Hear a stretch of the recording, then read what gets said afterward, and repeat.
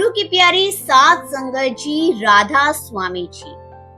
दर्शनों से पहले बाबा जी की गाड़ी का पंचर हो जाना और बाबा जी को दूसरी कार में आना, साथ ही एक लड़की भागते हुए बाबा जी के पास आई। ऐसी क्या बात हुई कि बाबा जी को उसे कहना पड़ा, तू मुझे राधा स्वामी कहे ही जा रही है। वे सारी बात आज हम आपको बताने जा रहे हैं। आज डेरे में बाबा जी ने खुली कार में दर्शन दिए, बुजुर्गों को भी दर्शन दिए। क्या कुछ हुआ, किस बाणी पर बाबा जी ने सत्संग किया, वे सब कुछ हम आपके साथ साझा करने जा रहे हैं। ये आखिरी भंडारा है और इसके बारे में भी आपको बताएंगे। इसलिए विनती यही है कि चैनल को सब्सक्राइब करके आप बेल आइकन पर ऑल क्लिक जरूर कर दें, ताकि हमारी आने वाली हर वीडियो आप तक पहुंच सके। वीडियो को लाइक जरूर कर दीजिएगा और राधा स्वामी भी जरूर लिख दीजिएगा। प्यारी सात संगत जी, बाबा जी की आवाज को क्लोन करके अलग अलग सत्संग डाले जा रहे हैं। वे बाबा जी का असली सत्संग नहीं है, सिर्फ क्वेश्चन आंसर को जोड़कर अलग अलग बातें बताई जा रही हैं, जो बिल्कुल और बिल्कुल झूठ है। संगत के चरणों में यही विनती है कि ऐसे चैनलों को आप सब्सक्राइब ना कीजिएगा। आज बाबा जी के दिल को ठंडक दे दी, दर्शन देकर संगत को निहाल कर दिया और आज इस पीर में भी बहुत खुशी की लहर है, क्योंकि आज वहाँ हजूर महाराज जी क्वेश्चन आंसर करेंगे और संगत के सवालों के जवाब भी देंगे। आज बाबा जी ने सबसे पहले बुजुर्गों के पंडाल में दर्शन दिए। काफी बुजुर्ग संगत आई हुई थी, जो 3 विशेष भंडारों की अनाउंसमेंट हुई थी, उनमें से ये आखिरी सत्संग था। कल बाबा जी आखिरी सत्संग फरमाएंगे और इसके बाद 21 जून का सत्संग होगा। आज सुबह सबसे पहले तो बाबा जी ने बुजुर्गों के पंडाल में जाकर दर्शन दिए। उससे पहले जत्था दर्शन और संगत को निहाल किया। बाबा जी के दर्शन करके पूरी की पूरी संगत बहुत खुश थी, खासकर बुजुर्ग संगत। आज डेरे में बहुत ही ज्यादा गर्मी थी, चारों तरफ से धूप ही धूप थी। फिर बाबा जी लंगर घर पर गए और वहां जाकर भी लंगर घर पर बाबा जी ने अपनी कृपा दृष्टि डाली। उसके बाद बाबा जी सीधे ही स्टेज पर आ गए। सुबह 8:25 पर बाबा जी स्टेज पर आए। जब बाबा जी स्टेज पर आए तो उन्होंने पूरी ही संगत पर अपनी कृपा दृष्टि डाली और इधर सत्संगकर्ता जी ने सत्संग शुरू कर दिया। आज स्वामी जी महाराज जी की वाणी शब्द चौथा पर सत्संग। केसी सेठी साहिब जी ने लगभग 45 मिनट तक स्वामी जी की वाणी में उस कुल मालिक का गुणगान किया। वाणी थी, करोरी कोई सत्संग आज बनाई, नर देही तुम दुर्लभ पाई, अस अवसर फिर मिले न आई। इस सत्संग के बारे में भी आपको हम थोड़ा सा बताएंगे, पर उससे पहले कुछ हुआ वह भी आपको बताते हैं। बाबा जी ने पूरे के पूरे 45 मिनट तक संगत को दृष्टि दी, संगत को निहाल किया। सत्संग समाप्त होने के बाद बाबा जी ने पूरी संगत को राधा स्वामी बुलाया। उसके बाद बाबा जी ने खुली कार में बैठकर संगत को अपने कार दर्शन दिए। बहुत प्यारी संगत आई हुई थी, सबको बाबा जी ने निहाल किया। उसके बाद पंडाल में प्रसाद भी दिया गया। आज डेरे में बहुत ज्यादा भीड़ थी, छोटे बच्चों की छुट्टियां भी चल रही हैं और डेरे में पैर रखने तक की जगह नहीं थी। लंगर का भी बहुत बड़ा इंतजाम किया गया था। अब कल की एक बात करते हैं। कल बाबा जी जलंधर आए हुए थे।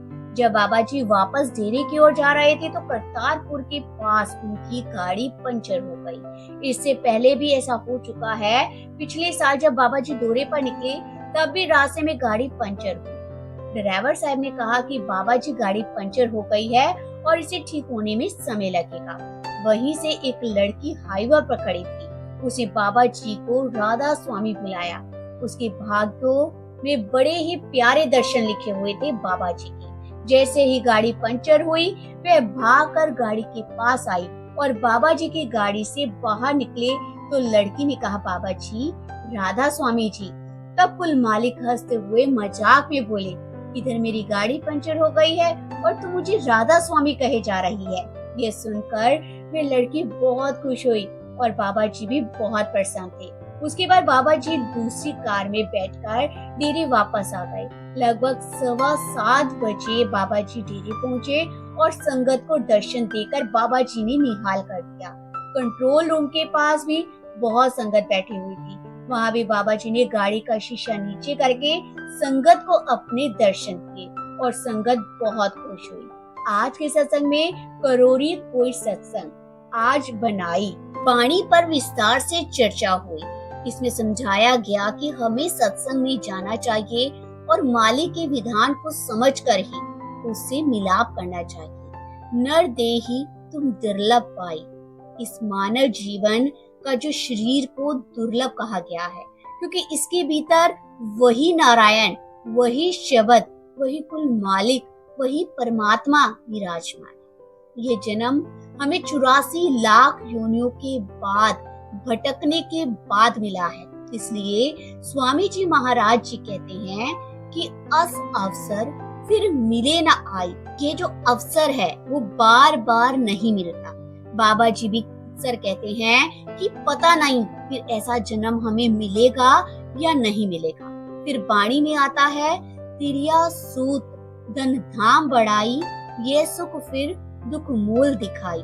जिस चीज को हम सुख समझते हैं वही बाद में दुख का कारण बन जाती है। इसलिए हमें भजन सिमरन करके अपने आप को उस मालिक से जोड़ना चाहिए। फिर स्वामी जी भी कहते हैं कि मान बचन तू मेरा सचनी, जन्म मरण तेरा छूट जाए। अगर आत्मा उस सतगुरु का वचन मान ले तो जन्म मरण का जो चक्कर है वो खत्म हो जाता है। शरीर की सीमा शमशान घाट तक है, लेकिन आत्मा की और मन ही 84 लाख के चक्कर में फंसे रहते हैं। बाबा जी अक्सर कहते हैं कि मन त्रिकुटी का रहने वाला है और आत्मा जो है वो सचखंड में रहने वाली है। जब आत्मा ऊपर चली जाती है तो मन अपने आप ही त्रिकुटी में समा जाता है। फिर वाणी में भी आता है, नभ चढ़ चलो शब्द में पेलो, अर्थात कि अपनी सूरत को ऊपर चढ़ाकर शब्द से जोड़ लो। जब शब्द से मिलाप होगा तब आवागमन का चक्कर समाप्त हो जाएगा। स्वामी जी कहते हैं, राधा स्वामी कहत बुझाई, अर्थात जो समझाना था सब समझा दिया। अगर फिर भी समझ ना आए तो वह हमारी अपनी कमी है। दुनिया की बातें हमें जल्दी समझ आती है क्योंकि हमारा ध्यान दुनिया में है, लेकिन परमार्थ की बात आते ही हमारा मन भटक जाता है। बाबा जी कहते हैं कि ये सब अवस्था की बात है। जब तक सतगुरु की कृपा नहीं होती समझ कुछ नहीं आता। वाणी में भी आता है, कर कृपा तेरे गुण गावा। जब तक उसकी कृपा ना हो उसके गुण भी नहीं गा सकता। फिर गुण गावा दिन रात। गुरुमुख जन दिन रात मालिक के गुण गाते रहते हैं। दुनिया में 2 अवस्थाएं बताई गई है, एक मनमुख की और एक गुरुमुख की। हम सब मनमुख हैं जबकि बाबा जी गुरुमुख हैं। वे अपने जीवन के उदाहरण से हमें समझाते हैं कि कैसे हमें चलना है। जब तक सतगुरु की प्रेम भरी दृष्टि नहीं पड़ती तब तक हम परमार्थ की ओर सोच भी नहीं सकते। सब कुछ उस कृपा और उस बख्शिश से ही पूरा होता है। आज भीड़ का आलम कुछ ऐसा था जो लफ्जों में बयान नहीं कर सकती। स्कूलों की छुट्टियों के चलते भी आज डेरे में बहुत ही ज्यादा भीड़ थी। अगर आप भी कल होने वाले बाबा जी के सत्संग को सुनने के लिए डेरे जा रहे हैं तो आप सबसे विनती है कि आज रात ही डेरे पहुंच जाइएगा, नहीं तो सुबह के समय पर आप पंडाल तक नहीं पहुंच पाओगे और डेरे के बाहर जाम जैसी स्थिति देखने को मिल सकती है। संगत जी, बाबा जी ने 24 मई वाले भंडारे से 3 दिन पहले अचानक बाबा जी ने फैसला लिया था कि संगत को बुला लो और इसके बाद सभी सेंटरों में भी ये सूचना भेज दी गई थी और सेवादारों के जत्थे डेरे की तरफ रवाना होने लगे थे। उस समय एक सेवादार भाई भी इन्हीं जत्थों में से किसी एक जत्थे के साथ ब्यास पहुंचे थे। सेवादार भाई ने बताया कि जिस दिन जत्था डेरे की तरफ सेवा के लिए जाना था उसी दिन ही मेरा एक जापान की बहुत बड़ी कंपनी के साथ इंटरव्यू होना था। कंपनी का ऑफिस दिल्ली में है और इससे पहले मैं उस कंपनी में हुए इंटरव्यू के 2 राउंड पिछले हफ्ते क्लियर कर चुका था और अब मेरा फाइनल राउंड होना था। कंपनी बहुत बड़ी है और इस नौकरी के लिए कैंडिडेट को बहुत अच्छी सैलरी देने वाली थी। मेरे अलावा 4 और लोगों ने भी पिछले 2 राउंड क्लियर कर लिए थे और अब हम 5 में से किसी एक को फाइनल करना था, जिसके लिए फाइनल राउंड के लिए हमें बुलाया गया था। मैं इस नौकरी के लिए बहुत उत्साहित था और मुझे यकीन था कि ये नौकरी मुझे ही मिलेगी। जिस दिन फाइनल इंटरव्यू के लिए मुझे जाना था, यानी कि 21 तारीख को, तो उसी दिन सत्संग घर से 2 जत्थे तैयार करके डेरे भेजने थे और सत्संग घर वालों ने मुझसे पूछे बिना ही मेरा नाम लिख दिया, क्योंकि वो जानते थे कि मैं कभी भी सेवा के लिए मना नहीं करती। लेकिन इस बार स्थिति अलग थी। जब मुझे बताया गया कि सुबह 5 बजे निकलना है, तो मैंने उन्हें विनम्रता से सारी अपनी प्रॉब्लम बताई कि उस दिन मुझे दिल्ली जाना है और मेरे करियर का सवाल है। उन लोगों ने मेरी प्रॉब्लम को समझा और फिर मेरी जगह पर किसी दूसरे सेवादार को रेडी कर लिया। अब मेरे साथ एक बहुत ही अजीब घटना घटने वाली थी, जिसका मुझे अंदाजा भी नहीं था कि उसी दिन ही सुबह 5 बजे जत्था डेरे के लिए जब रवाना हो गया और उसी दिन ही सुबह 6 बजे मैं अपने घर से दिल्ली जाने के लिए निकला। मैं बस स्टैंड पर पहुंच गया और जिस जगह बैठकर मैं बस का इंतजार कर रहा था, उस जगह एक बस दिल्ली जाने को खड़ी थी और दूसरी बस अमृतसर जाने को खड़ी थी। मैं वहाँ बैठा सोच रहा था कि क्या मैंने सेवा पर न जाकर कोई गलती कर दी। मेरे मन में बार बार यही विचार चल रहे थे कि क्या मुझे सेवा पर जाना चाहिए था।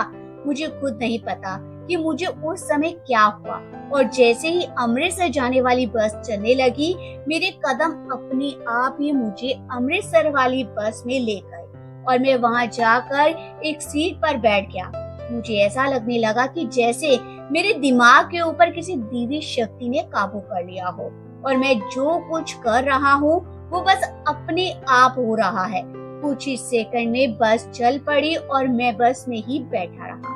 मैंने ब्यास की टिकट ली और चुपचाप बैठा रहा। मेरे पास ना कोई कपड़े थे और ना ही कोई जरूरी सामान था। एक हाथ में इंटरव्यू वाली फाइल थी और दूसरे हाथ में मोबाइल बस पूरी रफ्तार से दौड़ रही थी और मैं उस समय यह भूल गया कि मुझे तो आज इंटरव्यू में जाना था। मेरी पूरी जिंदगी का सवाल है, मेरे करियर का सवाल है। अब इतनी अच्छी नौकरी हाथ से निकल जाती, इतनी अच्छी सैलरी हाथ से निकल जाती, ये सब कुछ मैं भूल गया और मुझे बस सेवा करते हुए पुराने दिन याद आने लगी। सोचते सोचते मुझे नींद आ गई और कुछ घंटे के बाद बस ब्यास पहुंच गई। मैं जैसे ही बस से नीचे उतरा तो मैं खुद को ब्यास में पाकर हैरान हो रहा था कि मुझे कुछ भी समझ नहीं आ रहा था कि मैं यहाँ कैसे पहुंच गया। फिर मैंने अपने आप को संभाला और खुद से कहा कि अब यहाँ से वापस दिल्ली तो पहुंच नहीं सकते। नौकरी गई तो गई, अब जो होना होगा हो जाएगा। अब चीज जो हाथ में है वो क्यों जाने दो। मैंने ब्यास स्टेशन के बाजार से कुछ कपड़े खरीदे और डेरे की तरफ चल दिया। वहां से जाकर मैं सेवादार वाले जत्थे से मिला। मेरे जत्थे वाले सेवादार मिले तो वो कहने लगे कि भाई, अगर अकेले ही आना था तो पहले ही बता देते। झूठ बोलने की क्या जरूरत थी कि आज तुम्हारा जरूरी इंटरव्यू है। मैंने उनसे उस समय कोई जवाब नहीं दिया क्योंकि मैं जवाब देने की स्थिति में नहीं था। कोई भी इंसान मुझे झूठा ही समझेगा, इसलिए मैंने उनसे माफी मांगी और अपनी सेवा में लग गया। अब जो कुछ मेरे जीवन में होने वाला था उसने मेरा पूरा का पूरा जीवन ही बदल दिया। भंडारे के बाद जब मैं डेरे से बाहर निकला और अपना मोबाइल वापस लिया तो मेरे मोबाइल को ऑन करते ही 10 से ज्यादा बार उसी कंपनी के मिस कॉल नोटिफिकेशन के मैसेज पर आए जिस कंपनी से मेरा इंटरव्यू था। यह देखकर मैं घबरा गया कि मैंने तो इन्हें ये तक नहीं बताया कि मैं इंटरव्यू पर नहीं आ पाऊंगा। मुझे अपनी गलती का एहसास हुआ और मैंने उसी समय कंपनी में फोन किया और उनसे माफी मांगी। लेकिन दूसरी तरह से जवाब आया कि हमारी कंपनी के हेड ऑफिस यानी कि जापान से स्पेशल टीम इस इंटरव्यू को लेने आई थी, और क्योंकि आप उस दिन इंटरव्यू पर नहीं आए और बाकी के 4 जो शॉर्टलिस्ट हुए कैंडिडेट का इंटरव्यू तो उसी दिन हो गया था, लेकिन जापान से आई टीम ने कहा कि इन चारों में से कोई भी इस नौकरी के लिए उपयुक्त नहीं है। फिर जब उन लोगों ने आपके जांच की तो देखा कि बीते 2 राउंड में आपने सबसे अच्छा परफॉर्म किया था, इसलिए वो लोग जापान वापस जाने से पहले आपसे मिलना चाहते थे। लेकिन आपका फोन लगातार 3 दिन से बंद था, तो वो लोग बिना किसी को फाइनल किए ही फिलहाल वापस जापान लौट गए हैं। अगर आप अभी इस नौकरी के इच्छुक हैं, तो हम आपकी जापान की टीम के साथ वीडियो कॉन्फ्रेंस करवा देते। ये सुनकर मेरे पैरों तले से जमीन खिसक गई, क्योंकि बीते 3 दिन में तो मैं ये मान चुका था कि वो नौकरी तो उन चारों में से किसी एक को दे दी गई होगी, और मैं तो इस नौकरी के बारे में सोचना तक छोड़ चुका था। लेकिन कंपनी वालों की बात ने मुझे हैरान कर दिया। मेरी आंखों में आंसू आ गए। मैंने बाबा जी का बार बार शुक्र किया। बाबा जी ने मेरी सेवा भी नहीं रुकने दी और मेरा इंटरव्यू भी नहीं रुकने दिया। अगले ही दिन जापान की टीम के साथ मेरा इंटरव्यू वीडियो कॉल के माध्यम से हुआ, और हैरानी की बात ये रही कि वो लोग पहले ही मुझे फाइनल करने का मन बना चुके थे, लेकिन कंपनी के नियमों के अनुसार 3 राउंड पूरे करने जरूरी थे, जिस वजह से उन्होंने मुश्किल से 3 मिनट वीडियो कॉल पर मुझसे सवाल किए और मुझे उस बेहतरीन नौकरी और अच्छी सैलरी के लिए फाइनल कर दिया। बाबा जी की लीला कितनी न्यारी है। सेवादारों से सेवा भी करा लेते हैं और सेवादारों के दुनियावी काम भी पूरे करवा देते हैं। मैं निकला तो उस दिन दिल्ली के लिए था, लेकिन पहुंच बयास गया और बिना दिल्ली गए ही मुझे वो नौकरी भी मिल गई। ये सब बाबा जी की अपार की कृपा से ही संभव हुआ है। हम लोग अक्सर सेवा पर न जाने का बहाना बनाते हैं कि आज तो दुकान खोलनी है, आज तो फलाना काम करना है।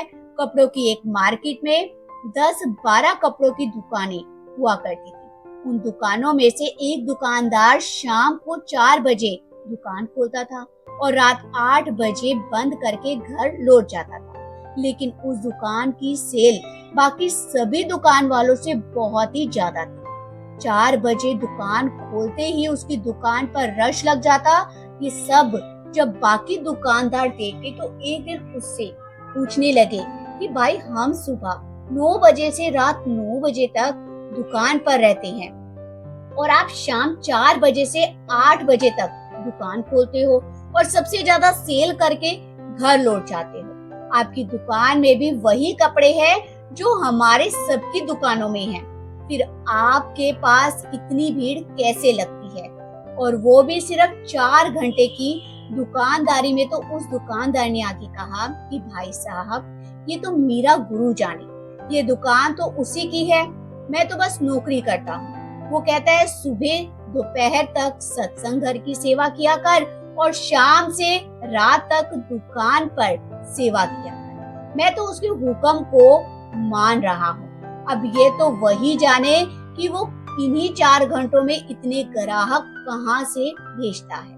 संगत जी, जो गुरु के हुक्म में रहकर अपने हर काम को करता है, फिर गुरु ऐसी रूह का परमार्थ और स्वार्थ दोनों ही सवार देती है।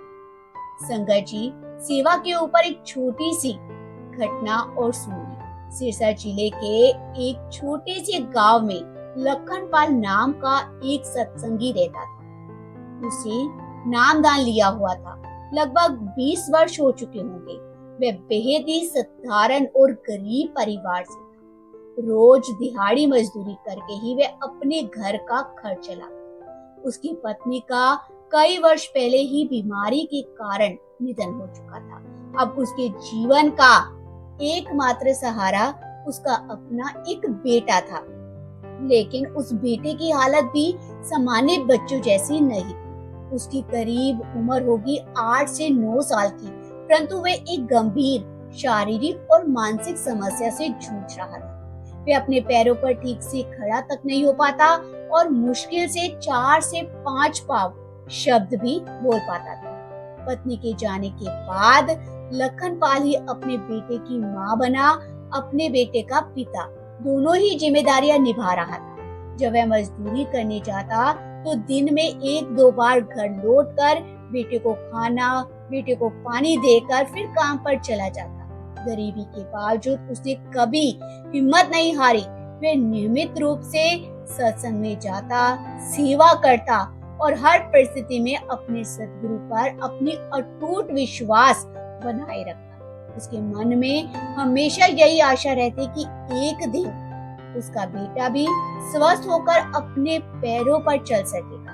हालांकि उसकी आर्थिक स्थिति इतनी मजबूत नहीं थी कि वह किसी बड़े निजी अस्पताल में अपने बेटे का इलाज करवा सके। फिर भी जितना उसकी बस में होता वह अपने बच्चे के लिए अवश्य करता। एक बार सिकंदरपुर में बाबा जी का भंडारा आयोजित होने वाला था। लखनपाल ने वहाँ 3 दिनों की सेवा ले रखी थी।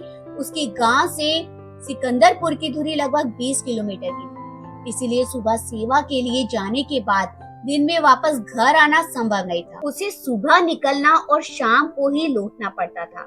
अब उसके सामने सबसे बड़ी चिंता ये थी कि उसकी अनुपस्थिति में उसके बेटे की देखभाल कौन करेगा। पहले 2 दिनों के लिए उसने पड़ोस में रहने वाली एक बुजुर्ग अम्मा से सहायता मांगी। उसने हाथ जोड़कर कहा, अम्मा मेरे पीछे से 2-3 बार बच्चे को देख लिया करना। अम्मा ने मुस्कुराते हुए कहा, तू चिंता मत कर बेटा, 2 दिन मैं संभाल लूंगी।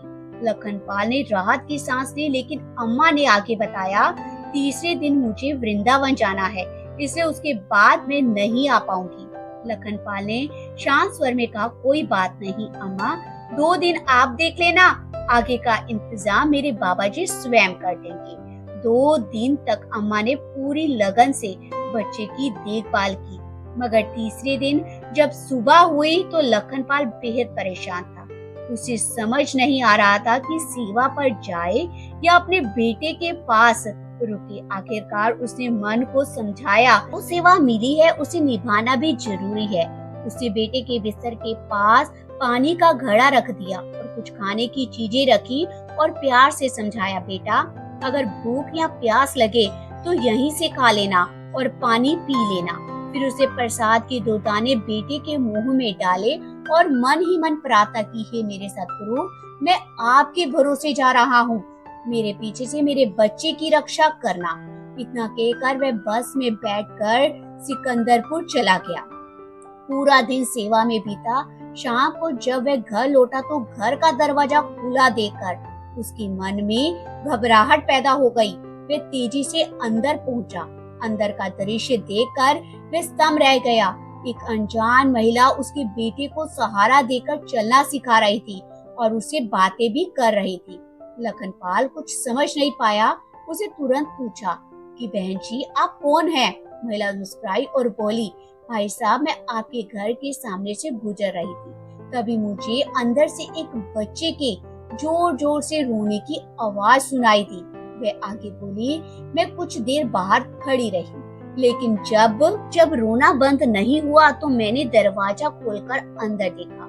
अंदर आने पर मैंने देखा कि आपका बेटा बिस्तर से नीचे गिरा हुआ था। पास में पानी का घड़ा टूटा पड़ा था। वह बार बार सिर्फ एक ही शब्द बोल रहा था, पानी पानी। मुझे समझ आ गया कि घर में कोई नहीं है और बच्चे को बहुत प्यास लगी हुई है। मैंने दूसरे घड़े से पानी निकालकर उसे पिलाया। उसके बाद जाकर वह शांत हुआ। फिर वह महिला बोली कि सच कहूँ तो शुरू में मुझे घर के अंदर आने में थोड़ा डर लगा था, लेकिन जब मेरी नजर दीवार पर लगी बाबा जी की तस्वीर पर पड़ी तो मेरा सारा का सारा डर खत्म हो गया।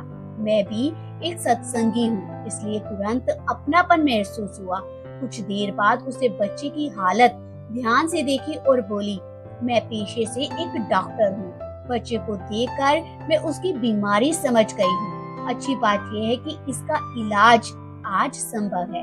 यह सुनकर लखनपाल की आंखों में उम्मीद की चमक आ गई, लेकिन अगले ही पल उदास होकर बोला, बहन जी मेरे पास इतने पैसे नहीं है कि मैं इसका बड़ा इलाज करवा सकूं। महिला मुस्कुराते हुए बोली, आपको चिंता करने की कोई जरूरत नहीं है।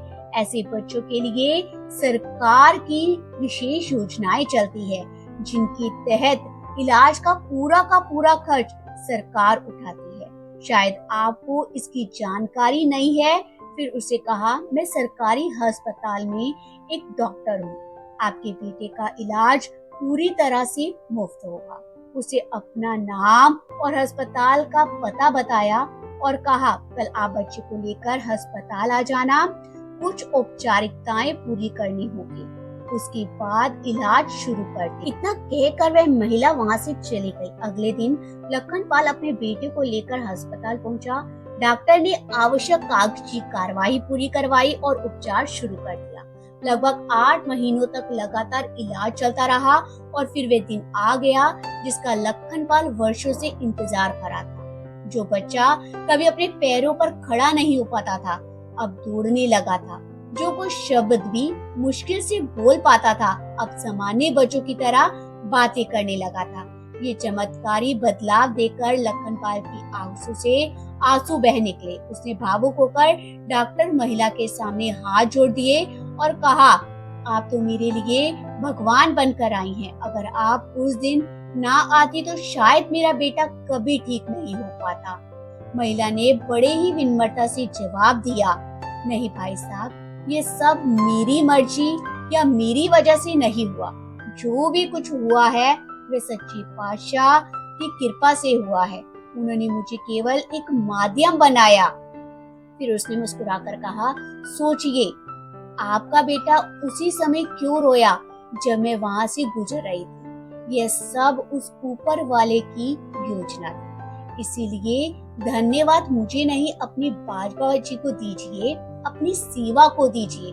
उसकी बातें सुनकर लखनपाल की आंखें फिर नम हो गई और उस दिन उसे और भी गहराई से महसूस हुआ कि जब इंसान सच्चे मन से विश्वास बनाए रखता है तो बाबा जी किसी न किसी रूप में आकर अपने भक्त की, अपने सेवादारों की रक्षा जरूर करते हैं, अपनी कृपा उन पर अवश्य बरसाते हैं।